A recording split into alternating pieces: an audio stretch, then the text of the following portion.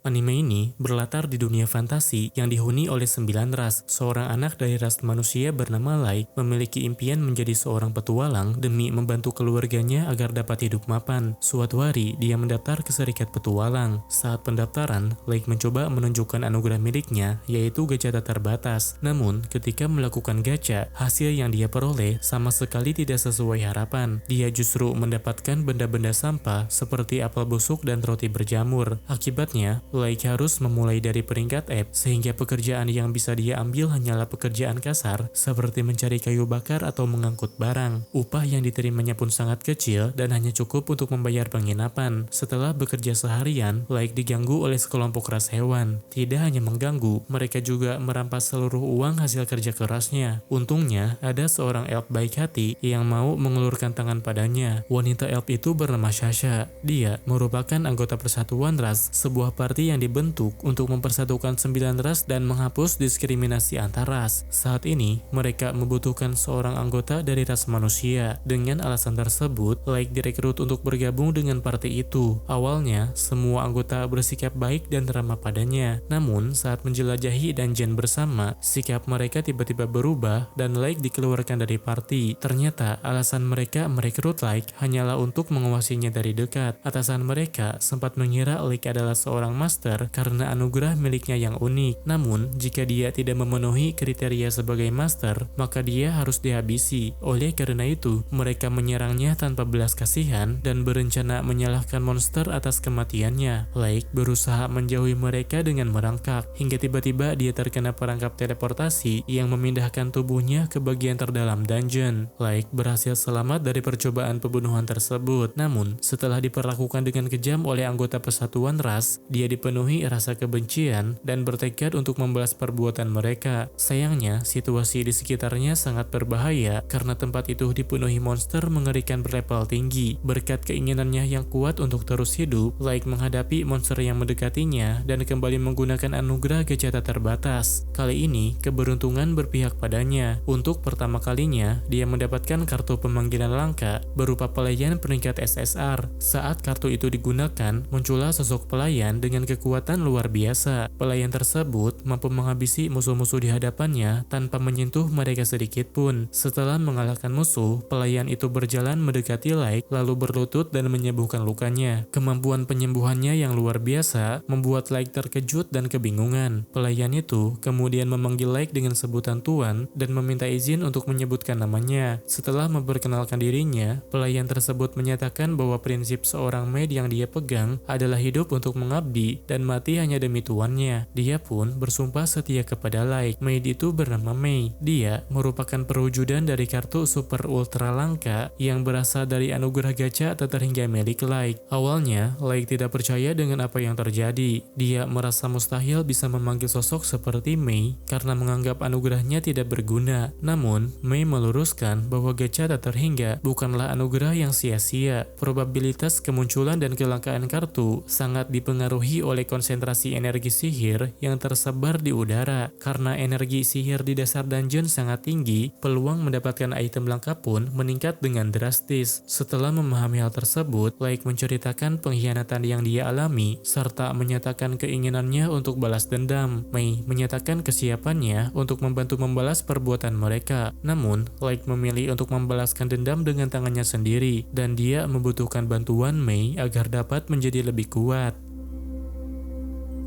3 tahun kemudian, Light berhasil membangun sebuah kerajaan di bagian dasar Abyssal. Anugerah gacha tak terhingga miliknya memungkinkan dia memanggil ratusan pelayan, penduduk, hingga pasukan berlevel tinggi. Selain itu, dia juga memiliki pengikut setia yang dapat diandalkan. Salah satunya adalah Nazuna, seorang ahli pertarungan jarak dekat yang sangat kuat. Pada hari yang sama, Light melakukan latihan tanding bersama Jack. Meskipun disebut latihan, Light tidak berniat menahan diri. Dia bertarung serius melawan Jack yang memiliki memiliki kemampuan barikade darah besi. Di sisi lain, Nazuna sedang bertugas patroli di istana. Dia kemudian dimintai tolong oleh sekelompok pelayan untuk memeriksa sebuah tempat penting, yaitu kamar Light yang sedang dibersihkan oleh ketua pelayan Mei. Saat memeriksa kamar tersebut, Nazuna menemukan bekas seseorang yang tampak berguling-guling di kasur tuannya. Namun, Mei berdalih bahwa itu adalah metode khusus miliknya dalam merapikan kasur. Tanpa curiga, Nazuna pun mempercayai penjelasan tersebut. Selanjutnya, Nazuna membacakan pesan yang dititipkan para pelayan, yang berisi protes sekaligus kutukan karena Mei memonopoli tugas membersihkan kamar tuan mereka. Nazuna tidak memahami maksud pesan itu, tetapi Mei langsung menyadari bahwa pesan tersebut merupakan sindiran keras terhadap dirinya. Meski demikian, Mei tetap bersikap tenang dan memberikan imbalan kepada Nazuna karena telah menyampaikan pesan tersebut. Nazuna menggunakan uang imbalan itu untuk membeli camilan. Pada hari yang sama, dia bertemu dengan Aoyuki. Nazuna menanyakan kabar serta tugas yang sedang dijalani Aoyuki, namun tidak mendapatkan jawaban karena Aoyuki hanya terus mengeong seperti kucing. Karena Nazuna tidak berhenti bertanya, akhirnya Aoyuki mengatakan bahwa tugasnya telah selesai sebagian. Setelah itu, Nazuna melanjutkan patroli ke ruang harta. Merasa rindu pada tuannya, dia bersandar di kursi tahta dan tanpa sengaja mematahkan patung yang berada di sampingnya. Sementara itu, Mei memanggil para pelayan ke ruangannya. Di sana, dia mempertanyakan maksud pesan yang mereka titipkan kepada Nazuna. Para pelayan beralasan bahwa mereka hanya ingin meringankan pekerjaan Mei. Namun, ketika Mei menanyakan maksud dari kata terkutuk yang tercantum dalam pesan tersebut, mereka tidak mampu memberikan jawaban ataupun membantahnya. Oleh karena itu, Mei menghukum mereka dengan tegas membersihkan koridor secara manual. Di sisi lain, Nazuna bertemu dengan Ellie. Meski terlihat akrab, sebenarnya hubungan mereka tidak terlalu baik. Ellie sering mengejek Nazuna sebagai orang bodoh, sementara Nazuna juga tidak mau kalah darinya. Walau begitu, Nazuna tetap bersikap ceria dan dapat melanjutkan patrolinya dengan damai. Para pelayan yang tidak terima dimarahi oleh Mei mulai menyusun rencana agar bisa mendapatkan akses ke kamar Light. Mereka bahkan berniat melawan dan meracuninya jika diperlukan. Namun, rencana itu mustahil dilakukan karena level Mei jauh lebih tinggi dan dia memiliki kekebalan terhadap racun. Pada akhirnya, mereka hanya bisa mengeluh dan mengejek Mei dari belakang. Tanpa mereka sadari, Mei mendengar percakapan tersebut. Awalnya, dia berniat memberikan keringanan hukuman, tapi setelah melihat langsung sikap kurang ajar para bawahannya, dia justru menambah hukuman dengan menugaskan mereka membersihkan ruang tahta secara manual. Nazuna telah menjalankan perintah tuannya dengan baik dan menjaga kedamaian Abyssal. Namun, karena belum sempat bertemu dengan Light, sebelum tidur dia berharap agar keesokan harinya bisa bertemu dengannya. Keesokan harinya, Nazuna kembali bertengkar dengan Ellie. Pada saat itu, Light datang menghampiri mereka. Light tengah bersiap menuju permukaan untuk menemui target pertamanya dan membalas dendam pada mereka yang telah mengkhianatinya.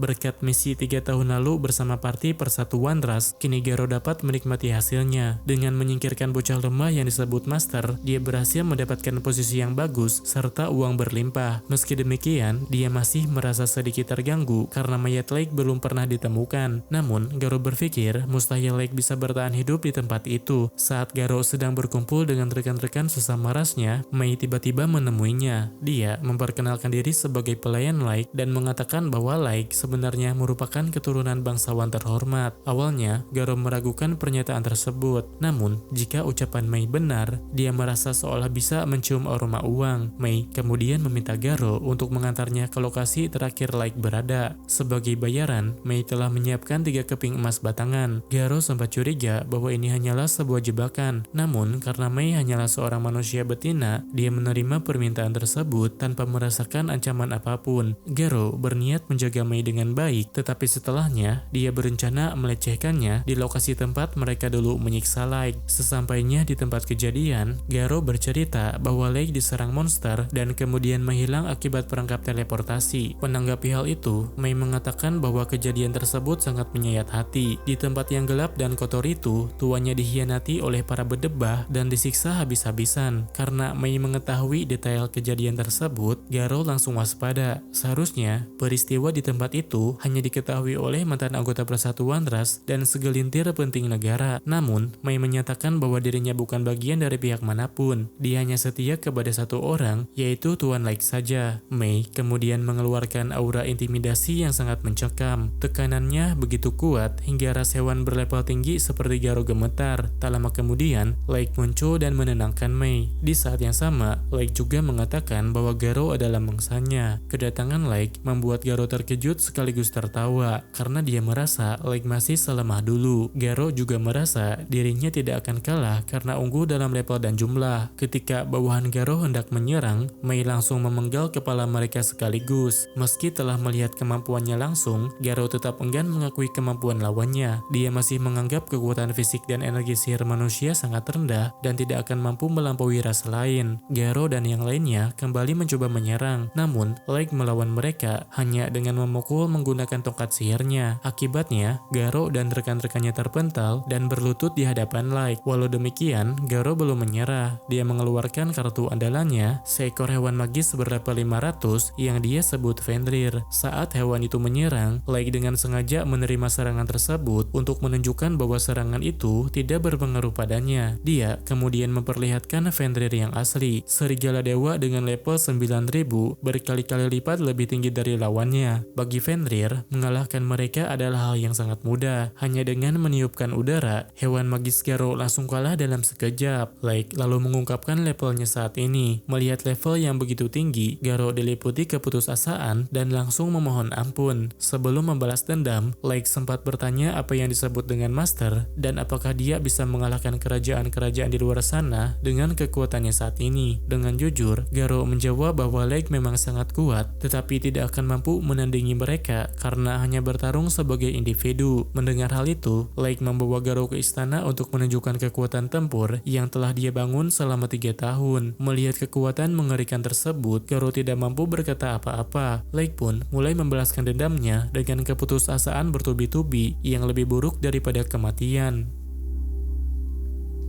2,5 tahun setelah Like keluar dari Abyssal, dia menemukan bahwa desanya telah dihancurkan oleh pihak tertentu. Like menduga kejadian ini berkaitan dengan pencarian Master. Meski demikian, dia masih bisa sedikit tenang karena tidak ditemukan jasad keluarganya di sana. Sementara itu, di masa sekarang, Like kembali ke permukaan dengan membentuk sebuah parti kecil. Tujuan mereka kali ini adalah menuju wilayah Dagas. Di sana, Like dan para pengikutnya berencana mendaftar di Serikat Petualang dan fokus meningkatkan peringkat sambil mengumpulkan informasi. Di tengah perjalanan, mereka bertemu dengan seorang pria yang diserang oleh ras kurcaci. Melihat hal tersebut, Like tidak tinggal diam. Dia segera turun tangan dan mengalahkan para kurcaci itu. Pria yang diselamatkan tersebut ternyata adalah seorang pemilik penginapan. Sebagai balas budi, dia mengantarkan Like dan pengikutnya menuju kota Dagas. Like diantar hingga ke depan gerbang kota. Lalu mereka melanjutkan perjalanan sendiri hingga tiba di Serikat Petualang. Sesampainya di sana, Like tanpa sengaja menyaksikan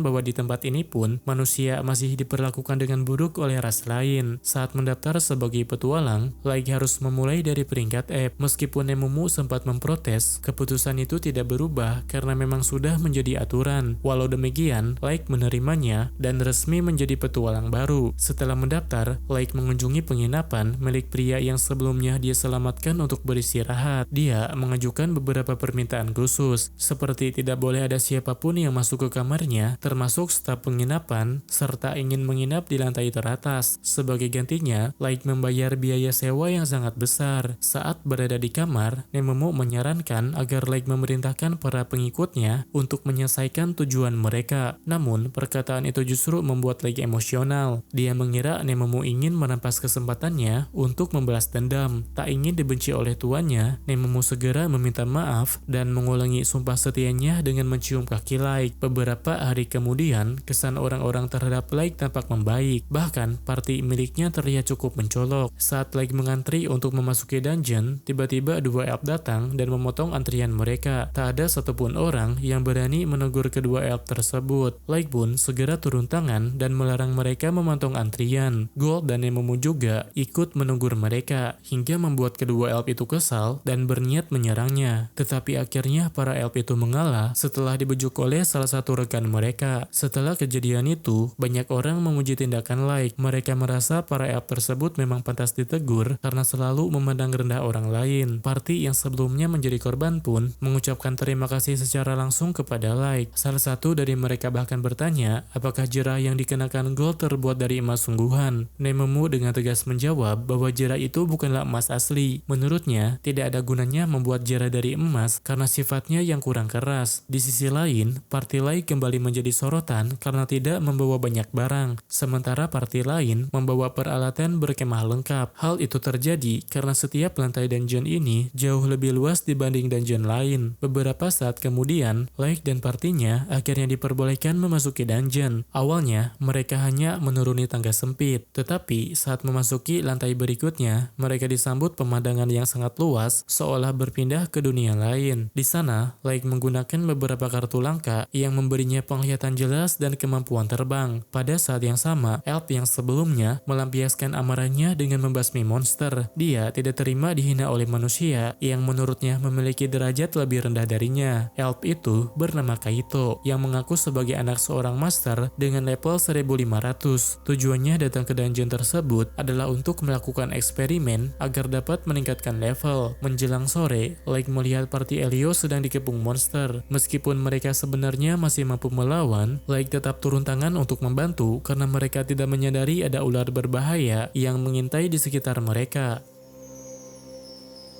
Tak lama setelah itu, kawanan serigala berlari melewati mereka. Para serigala tersebut tampak sedang menyelamatkan diri dari seekor monster besar yang mengejar dari belakang. Monster itu adalah belalang sembah raksasa yang seharusnya sudah dikalahkan 10 tahun lalu. Elio segera menyusun rencana untuk melarikan diri, tetapi Light memilih untuk menghadapinya dan mengalahkan monster tersebut. Saat belalang sembah itu mendekat, Gold melancarkan serangan pertama. Light kemudian menyusul dengan sihir api tanpa rapalan. Sayangnya, kedua serangan tersebut tidak memberikan hasil apapun. Di hadapan para petualang lain, Gold mencoba memberi pelajaran berharga, yakni tentang penyelarasan waktu, serangan balik yang tepat, serta bagaimana perisai pun dapat digunakan sebagai alat menyerang. Selanjutnya adalah giliran Light. Kali ini, dia menggunakan sihir panah api yang dapat dikendalikan untuk menembak musuh dengan akurat. Terkena serangan beruntun, belalang sembah itu memilih untuk melarikan diri. Light segera menutup jalur kaburnya dengan dinding api. Lalu Nememu mengalahkannya saat monster tersebut terbang. Setelah monster itu dikalahkan, Light membersihkan kotoran di tubuhnya dengan sihir air milik Mia. Kelompok Elio kemudian mengajak Light dan partinya untuk berkemah serta makan malam bersama. 2 minggu berlalu, kabar tentang party Light yang berhasil mengalahkan monster belalang sembah kini mulai tersebar. Akibatnya, party mereka semakin populer, terutama di kalangan petualang ras manusia. Orang-orang mulai menjuluki mereka dengan sebutan Pandir Hitam.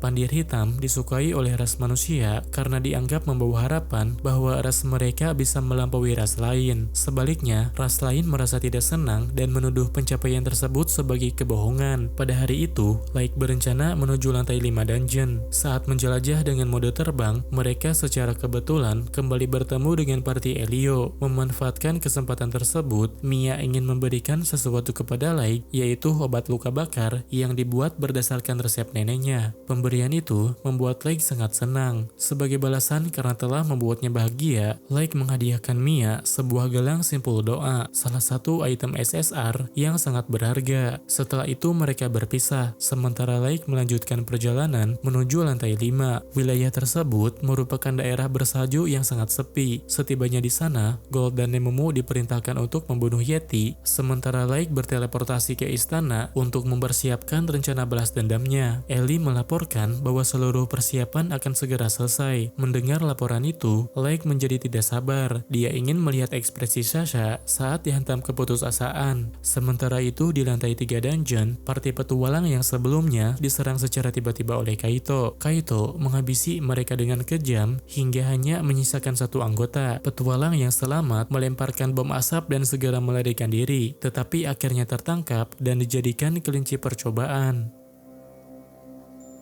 Nemomu menyerahkan hasil buruan ke serikat petualang dan menuntut petugas agar menaikkan peringkat tuannya. Namun, hal tersebut belum bisa dilakukan karena Lake masih membutuhkan satu pencapaian besar lagi. Untuk memenuhi syarat kenaikan peringkat, Lake pun mengambil misi sulit, yaitu mencari pembunuh petualang. Pada saat yang sama, Mia tiba-tiba diteleportasi ke penginapan dalam kondisi terluka parah dan tidak sadarkan diri. Lake segera memulihkan lukanya dan membaca ingatannya untuk mencari tahu apa yang sebenarnya terjadi. Beberapa waktu sebelumnya, Elio telah diperingatkan oleh petualang lain mengenai keberadaan pembunuh petualang. Setelah mendapatkan informasi tersebut, Elio dan rekan-rekannya bersiap meninggalkan dungeon. Namun, karena mereka telah berjalan sejak siang hari, kelelahan memaksa mereka berhenti di tengah perjalanan. Tak lama kemudian, Kaito datang menyapa mereka. Mengira Kaito hanyalah petualang biasa, Elio memberinya informasi tentang kasus pembunuhan petualang dan menyarankannya untuk segera pergi. Namun, alih-alih pergi, Kaito dan rekannya justru mengoceh dan mengacungkan pedang ke arah Elio. Tindakan itu menjadi pengakuan bahwa Kaito adalah pembunuh petualang yang mereka cari. Elio menyuruh Mia untuk melarikan diri, sementara dia dan rekan-rekannya berusaha mengulur waktu. Sayangnya, Kaito terlalu kuat bagi mereka. Mereka tidak mampu menahan serangannya dan akhirnya dibantai. Mia pun tidak berhasil melarikan diri. Karena yang lain telah tewas, Kaito berniat menjadikannya sebagai bahan eksperimen sekaligus pemuas hasratnya. Meski sudah terluka parah, Elio belum menyerah. Sambil mengingat kembali pelajaran yang pernah disampaikan Gol, dia kembali melawan dan berhasil memukul Kaito hingga terjatuh. Dipukul dan diremehkan oleh seorang bocah membuat Kaito murka. Dia pun menyerang Elio dengan amarah membara. Kaito sebenarnya ingin menghabisinya, tetapi rekannya menahannya dan menyarankan agar mengejar Mia yang kabur. Meskipun peluangnya sangat tipis, Mia tetap memilih untuk melawan. Dia melancarkan CRS area untuk menahan serangan sambil berusaha melarikan diri. Namun, tampaknya dia tidak mampu lolos dari kerajaan Kaito. Di saat-saat terakhir, Mia mengucapkan doa di dalam hatinya agar dapat memberitahu Lake tentang situasi yang terjadi. Berkat gelang simpul doa, harapan itu terkabul dan Mia diteleportasi ke penginapan. Situasi tersebut membuat Kaito diliputi ketakutan. Dia khawatir Mia akan melaporkan kejadian ini ke serikat, sehingga Kesatria Putih akan datang untuk menghukumnya. Jika itu terjadi, Kaito tidak akan mampu menentang mereka karena anggota lain memiliki level yang jauh lebih tinggi darinya. Tak lama kemudian, Lake, Gol, dan Nemomu tiba di lokasi pembantaian. Melihat para petualang dibantai, Lake dipenuhi amarah. Namun, dia memilih untuk tidak melaporkan kejadian ini ke serikat. Dia berniat membalaskan dendam para korban dengan tangannya sendiri tanpa melibatkan pihak manapun. Ucapan Lake memancing reaksi Kaito. Dia langsung melompat maju dan menyerang Lake menggunakan pedang pusakanya. Dengan tenang, Lake menahan serangan itu menggunakan tongkat sihirnya. Kaito lalu mengayunkan pedangnya sekuat tenaga, tetapi setiap serangan tetap tidak melukai Lake. Kemudian, Lake membalas dengan memukul perut Kaito hingga dia berlutut menahan rasa sakit. Selanjutnya, Kaito mengerahkan kekuatan pusaka pedang Grandius. Namun, Lake berhasil menghindar dan menangkis seluruh serangannya menggunakan sihir es. Merasa terpojok, Kaito mulai mengoceh tentang asal-usulnya sebagai keturunan master. Mendengar hal itu, Lake pun tertarik untuk mendengarkan ceritanya.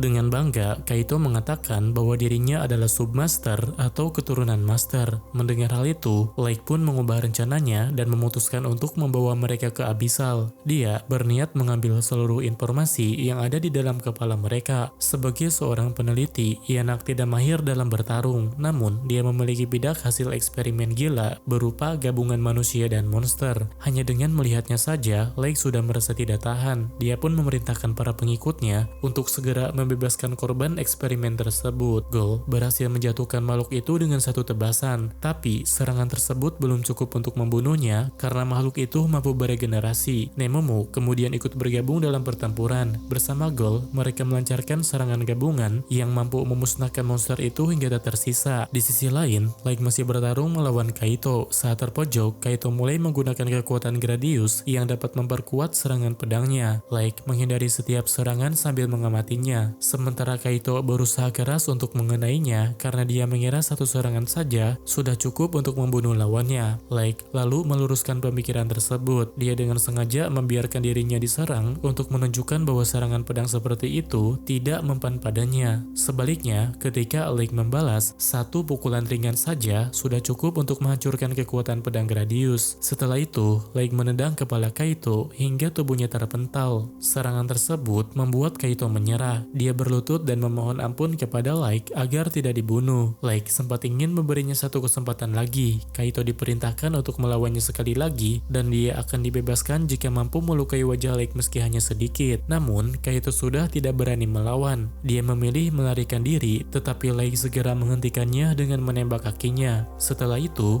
Light membawa Kaito dan Yanak menuju Abyssal, yang kini sudah menjadi markasnya. Keduanya sulit mempercayai bahwa mereka diseret ke tempat tersebut, mengingat Abyssal dikenal sebagai dungeon terbesar dan terburuk di dunia. Tak lama kemudian, 4 pengikut Light lainnya datang menghampiri mereka. Ketika Light memberitahu bahwa Kaito dan Yanak adalah pembunuh yang melakukan eksperimen terhadap manusia, Ellie dan yang lainnya langsung memandang rendah mereka dengan aura intimidasi yang sangat kuat. Yanak mencoba membela diri dengan mengatakan bahwa dirinya hanyalah korban. Sementara itu, Kaito menyalahkan Yanak dan menuduhnya telah menipunya dengan iming-iming solusi kenaikan level. Namun, Light tidak mau mendengarkan alasan mereka. Dia tetap berniat mengeksekusi mereka sebagaimana mereka telah melakukannya pada orang lain. Mia yang terbangun dari tidurnya kemudian bertanya kepada Light tentang kabar teman-temannya. Light memberitahunya bahwa Elio baik-baik saja, tetapi kedua temannya tidak selamat. Mendengar hal itu, Mia tidak mampu menahan tangisnya. Sementara itu, karena telah berhasil menyelesaikan misi pengumpulan informasi mengenai pembunuh petualang, Light dan anggota partinya berhak mendapatkan rekomendasi kenaikan peringkat ke rank C. Light kemudian menemui Mei dan Ellie untuk membicarakan rencana balas dendam berikutnya. Setelah menggeledah isi kepala Kaito menggunakan sihir terlarang, terungkap bahwa istilah submaster digunakan untuk menyebut kerabat saudara seorang master yang memiliki kelebihan dalam menaikkan level. Adapun master sendiri adalah sosok yang memiliki kekuatan untuk menghancurkan dunia.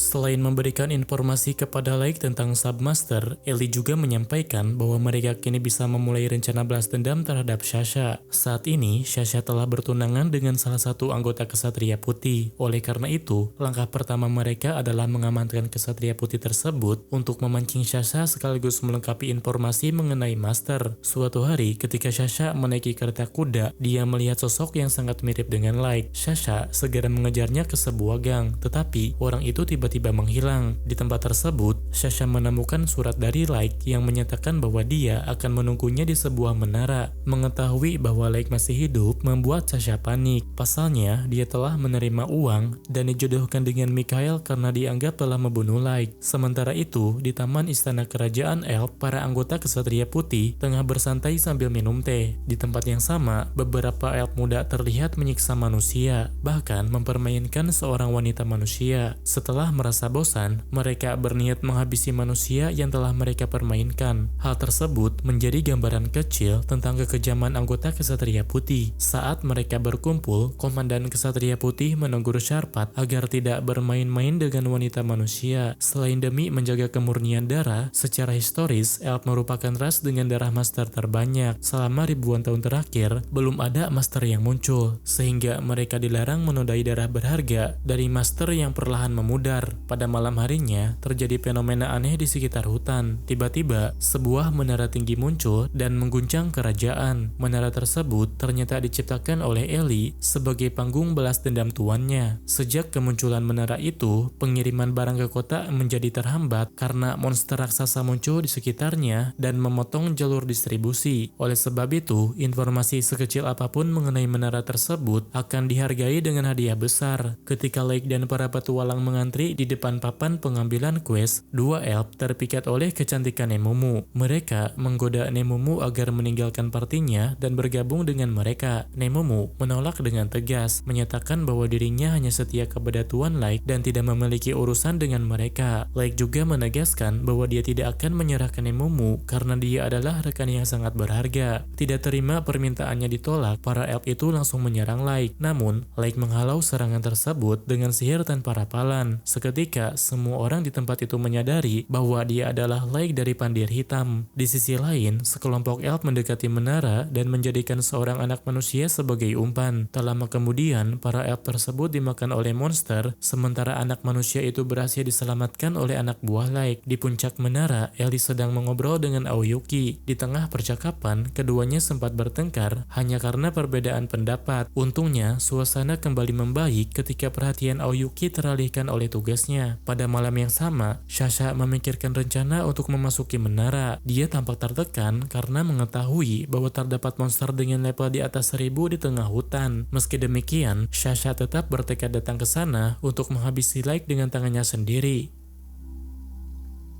Sasha menyewa 2 petualang untuk menyelidiki menara. Secara kebetulan, dia bertemu dengan Lake di perjalanan. Untuk memastikan apakah orang itu benar-benar Lake, Sasha mendekatinya dan melepaskan topengnya. Namun, Lake menggunakan sihir ilusi sehingga identitasnya tidak terbongkar. Sementara itu, 2 elf yang sebelumnya mengincarnya Mumu mengamati Lake dengan niat membunuh. Menyadari hal tersebut, Lake dan para pengikutnya memancing mereka. Lake dan para pengikutnya memancing mereka menuju hutan. Sesampainya di tengah hutan, Lake memanggil Mera, lalu Mera memakan kedua elf itu hidup-hidup. Tak lama kemudian, Ice Heat, Suzu, dan Jack datang menjemput Lake. Lake disarankan untuk tidak terbang karena di sekitar area tersebut terdapat banyak petualang. Awalnya, mereka berjalan bersama tanpa masalah. Namun, saat Jack menyebut Lake sebagai adik kesayangannya, yang lain langsung marah karena menganggap Jack tidak sopan kepada tuannya. Jack sendiri tidak berpikir demikian. Dia menganggap Lake sebagai adiknya justru karena tidak ingin bersikap terlalu formal agar Lake tidak merasa kesepian. Lake meminta Jack agar tidak memprovokasi yang lain, sementara dia juga menenangkan anggota lainnya dengan mengatakan bahwa dia sudah memaklumi sifat Jack. Setelah itu, mereka kembali melanjutkan perjalanan meskipun suasana masih terasa canggung. Untungnya, Gold berhasil mengendalikan situasi sehingga mereka bisa kembali berbincang dengan akrab. Tak berselang lama, mereka pun tiba di depan menara. Setibanya di sana, Lake disambut oleh Nazuna dan yang lainnya. Mereka kemudian memasuki menara yang dibangun oleh Ellie menggunakan kekuatan sihirnya. Menara tersebut tidak dapat ditembus oleh kekuatan dari luar, terlebih karena di dalamnya terdapat naga dan monster berlevel tinggi lainnya. Di menara inilah Lake akan menjalankan rencana balas dendamnya. Ellie menambahkan bahwa mereka akan memanfaatkan Kesatria Putih yang merupakan kekuatan militer terkuat kerajaan Elf untuk menguji kekuatan dalam pertempuran nyata. Setelah itu, mereka akan menangkap Kesatria Putih dan memaksa kerajaan Elf mengungkap informasi tentang Master. Selama rencana berlangsung, Ellie juga telah menyiapkan bayangan Lake untuk menjalankan tugas-tugas serikat guna meningkatkan peringkat Pandir Hitam. Sementara itu, Aoyuki sedang memadu Sasha menuju menara. Semakin mendekati menara, Sasha disambut oleh monster ganas dan naga yang berada di sekitarnya. Pada malam harinya, Sasha melaporkan semua yang dia lihat kepada para petinggi Elf. Awalnya, tidak ada yang mempercayai ucapannya. Namun, ketika salah satu petinggi menyebutkan bahwa kesaksiannya sama dengan laporan petualang Pandir Hitam, mereka langsung mempercayai Sasha. Karena itu, para petinggi segera menyusun rencana untuk mengirimkan Kesatria Putih ke menara. Sasha juga ingin ikut dalam rencana tersebut. Dia pun ditunjuk sebagai pemandu jalan, dengan syarat harus meminjam pusaka milik ayahnya agar tidak membebani tim. Keesokan harinya, Kesatria Putih mulai melancarkan aksinya. Bersama Sasha, mereka menelusuri hutan dengan tujuan memasuki menara. Setibanya di lokasi, Komandan Kesatria Putih mengaktifkan sihir silent untuk meredam suara, sehingga mereka dapat masuk ke dalam menara tanpa terdeteksi oleh monster. Namun, begitu memasuki menara, seluruh anggota langsung terpisah akibat perangkap teleportasi.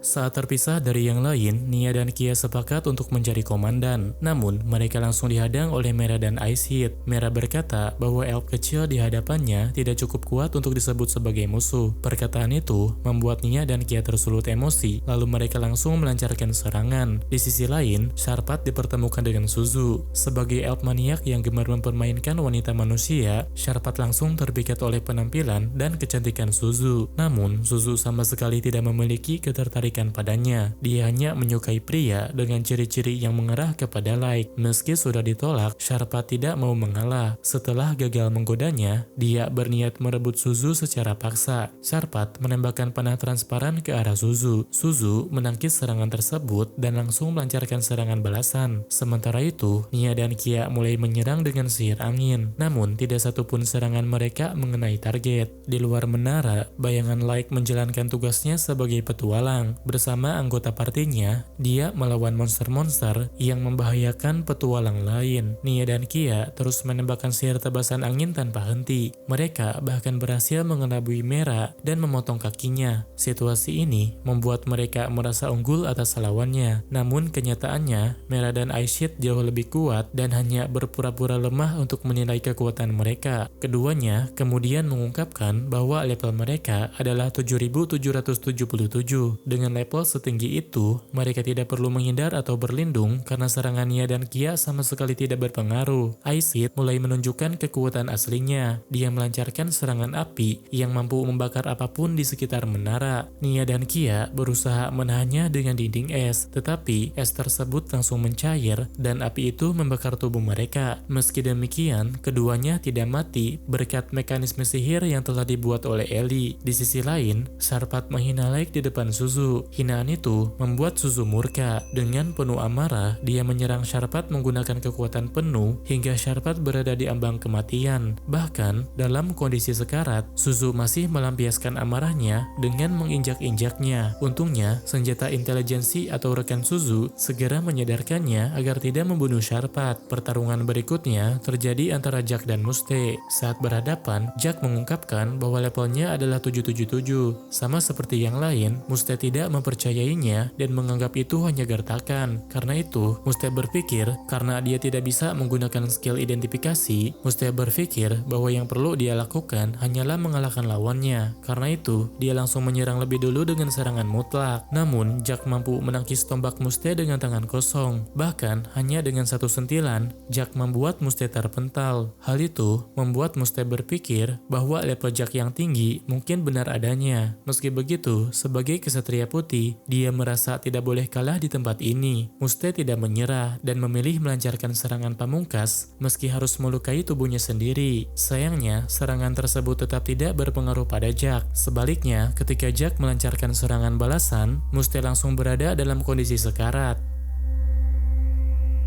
Selanjutnya adalah giliran Nazuna melawan Komandan Kesatria Hardy. Nazuna sudah mengetahui bahwa Hardy adalah kesatria elf terkuat. Sebaliknya, Hardy sama sekali tidak memiliki informasi tentang Nazuna. Namun siapapun lawannya, Hardy yakin bahwa dirinya tidak mungkin kalah. Karena lawannya belum juga menyerang, Nazuna memutuskan untuk bergerak lebih dulu. Namun, hanya dengan satu tebasan saja, pedang dan tubuh Hardy langsung terpotong hingga berada di ambang kematian. Serangan Nazuna juga menghancurkan dinding menara, membuat Ellie langsung marah padanya. Berkat pengaruh formula sihir buatan Ellie, Hardy selamat dari kematian. Selain itu, karena Hardy menguasai sihir penyembuh kelas menengah, dia mampu bangkit kembali dengan menyembuhkan tubuhnya sendiri. Setelah merasakan sendiri kekuatan lawannya, Hardy pun mulai bertarung dengan serius. Dia menggunakan sihir silent yang memiliki efek menghilangkan suara sekaligus menyerap kekuatan lawan untuk dijadikan kekuatan dirinya sendiri. Sementara itu, Nazuna berhenti menggunakan pedangnya. Hardy mengira Nazuna ingin meminimalkan gangguan saat melawan pedang transparan. Padahal sebenarnya, Nazuna hanya tidak ingin menghancurkan dinding menara lagi. Hanya dengan satu pukulan dari Nazuna, Hardy kembali dikalahkan. Meski begitu, Nazuna tetap dimarahi karena serangannya masih menyebabkan kerusakan pada menara. Setelah berjalan cukup lama, Sasha dan tunangannya akhirnya tiba di lantai teratas. Saat membuka gerbang, mereka langsung disambut oleh Light. Awalnya, Sasha tidak menyangka bahwa sosok itu adalah Light. Dia mengira Light hanyalah petualang biasa yang pernah ditemuinya sebelumnya. Namun, ketika Light membuka topengnya, Sasha langsung panik. Dia menyadari bahwa pria di hadapannya adalah orang yang dulu pernah dia hianati. Light menyatakan bahwa dia masih merasakan sakit akibat pengkhianatan itu dan berniat membalas dendam pada Sasha. Berbeda dengan Sasha, Mikhail justru memandang situasi ini sebagai sebuah kesempatan untuknya. Dia ingin meningkatkan posisinya di istana dengan cara mengalahkan mengalahkan Laik sekaligus mencuri teknologi menara. Sasha masih sombong seperti dulu. Dia memamerkan levelnya yang telah melampaui 500 dan meremehkan Laik hanya karena berasal dari ras manusia. Selain itu, Sasha memiliki Ocarina, pusaka kelas Phantasma yang mampu memanggil kekuatan malaikat. Laik mengakui bahwa Ocarina memiliki daya serang yang cukup kuat, namun dia tidak menyangka bahwa pertahanan juga akan sekuat itu. Meski begitu, pusaka seperti itu tetap bukan tandingan baginya. Laik dengan mudah mengalahkan ketiga malaikat yang dipanggil menggunakan sihir gabungan. Namun, karena pusaka tersebut dapat memanggil malaikat berulang kali, Laik mulai kewalahan dan memutuskan untuk menghancurkan pusakanya terlebih dahulu. Sayangnya, serangan Laik berakhir gagal karena Mikhail melindungi Sasha. Terlebih, Mikhail memiliki perisai yang sulit untuk ditembus oleh serangan biasa. Merasa lebih unggul, Sasha melontarkan berbagai ejekan, seolah Laik sudah benar-benar tersudut dan putus asa. Mendengar ejekan itu, Laik justru tertawa. Sebagai balasan karena telah menghiburnya, Laik berkata bahwa dia akan mengajarkan pada Sasha arti keputusasaan yang sesungguhnya. Tanpa berpikir panjang, Laik melepaskan segel jiwa absolut tahap pertama. Dengan kekuatan itu, setiap serangan dari lawannya tidak lagi mempan, bahkan justru berbalik menghancurkan pihak yang menyerangnya.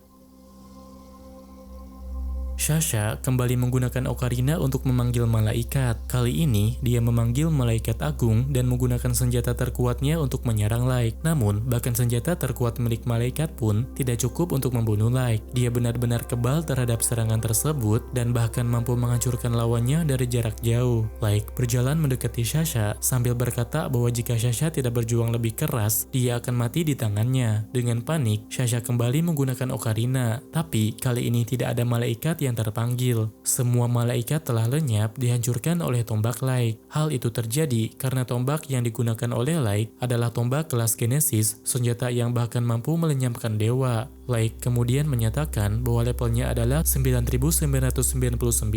Meski begitu, Sasha dan Mikhail masih tetap angkuh. Mereka menganggap semua serangan Laik akan sia-sia karena Mikhail memiliki perisai berkah. Namun, sikap angkuh itu langsung runtuh ketika Laik menunjukkan bahwa dia bisa menghancurkan perisai tersebut dengan sangat mudah. Mikhail mencoba melarikan diri menggunakan alat teleportasi, tetapi alat itu tidak berfungsi karena Ellie telah memblokirnya dengan sihir. Meski demikian, Mikhail masih menyangkal kenyataan dan berpikir bahwa dia masih memiliki harapan. Dia yakin komandan kesatria akan datang menyelamatkannya. Laik lalu menghancurkan harapan itu dengan menunjukkan bahwa seluruh anggota kesatria putih dikalahkan oleh pengikutnya. Seketika, sikap Mikhail berubah drastis. Dia berlutut dan memohon pada Laik untuk melepaskannya, bahkan menawarkan kerjasama yang menguntungkan dengan kerajaan Elf. Dia juga dengan mudah membuang Sasha dan menyatakan kesediaannya untuk membunuhnya demi membantu balas dendam Laik. Laik dengan tegas menolak tawaran tersebut. Dia kemudian memerintahkan Ellie untuk mengambil informasi langsung dari kepala Mikhail. Setelah itu giliran Sasha. Dalam keputusasaan, Sasha mengungkit kembali semua kebaikan yang pernah dia lakukan pada Laik. Namun, Laik sudah mengetahui bahwa semua itu hanyalah kebohongan. Pada kenyataannya, Sasha merasa jijik padanya dan akan membunuhnya tanpa ragu jika punya kesempatan. Meski begitu, Sasha tetap merasa tidak bersalah. Demi mendapatkan pengampunan, dia bahkan mencoba menggoda Laik dengan menyerahkan tubuhnya. Laik sama sekali tidak tertarik. Dia menyatakan bahwa Sasha akan diberi penderitaan luar biasa dalam keadaan tidak bisa mati, seperti yang pernah dialami Garo dalam kegelapan abisal. Setelah itu, Laik berbalik dan melangkah ke depan sambil mengembalikan anak panah yang dulu pernah ditembakkan kepadanya. Namun, tak lama kemudian, Laik tiba-tiba kehilangan kesadaran. Tampaknya, dia tidak bisa terlalu lama menggunakan senjata mematikan tersebut. Ellie dan 3 entitas lain yang juga berlevel 999 pernah menyegel senjata tersebut. Tetapi, Laik membuka satu segel hingga tubuhnya terdampak kekuatan itu. Malam harinya, Laik terbangun di hadapan Mei. Kondisinya membuat Mei merasa khawatir, sehingga dia meminta Laik untuk kembali beristirahat hingga tubuhnya benar-benar pulih. Sementara itu di kerajaan Elf, para petinggi mulai panik karena kehilangan kontak dengan kesatria putih. Di tengah rapat darurat, muncul laporan tentang kawasan kawanan naga yang mendekati kota. Tak lama kemudian, Ellie muncul dan menuntut pertanggungjawaban Ratu Elf karena telah mengirim bawahannya memasuki menara tanpa izin. Ellie memerintahkan Ratu Elf untuk menemuinya dengan ancaman bahwa kerajaannya akan dihanguskan. Dengan pengawalan, Ratu pun keluar untuk menemui Ellie. Awalnya, Ratu bersikap angkuh dan memandang rendah lawan bicaranya. Namun, Ellie dengan mudah menghabisi seluruh pengawalnya dan mengintip isi pikirannya menggunakan sihir terlarang. Setelah mendapatkan informasi yang dibutuhkan, Ellie memerintahkan Ratu Elf untuk melarang segala bentuk perbudakan manusia dan mendeklarasikan kedaulatan mutlak umat manusia. Tidak sanggup melawan, Ratu pun akhirnya tunduk pada perintah tersebut.